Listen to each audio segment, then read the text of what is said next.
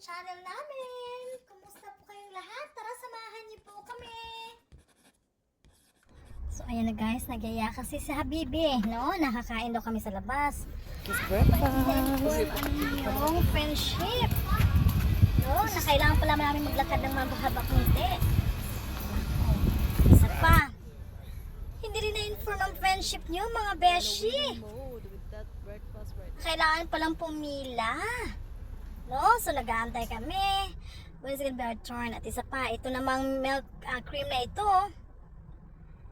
Naipangalan pa sa amin. Sabi ko, anak, ibuhos mo na lahat yan. Nakapangalan pala sa atin. Ibuhos na. Buhos na lahat. Ayan. So, dumating na yung order namin. Naku, naisip ko.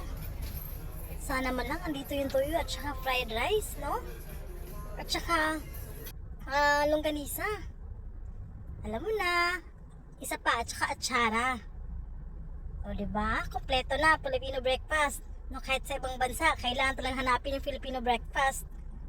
Wala kasi tinatamad ang beshi niyo magluto ng morning. So, sabi ni Habi, kain tayo doon. Ayan, pagkatapos namin kumain, ando naman natagpuan ko naman no? Ang napakasarap na tea. May spot na ako. Pwede na siguro mag-business rito, no? Ayan. Tapos ako pa ang nanalo kasi napili ko ang pinakamasarap na tea, itong mango pomelo sagu. No, sagu pala. So ayan, sabi ko, anak, talika dito, picture ka muna. Alam mo na. Ayan, sa Sauka tayo. So maganda dyan mga beshi.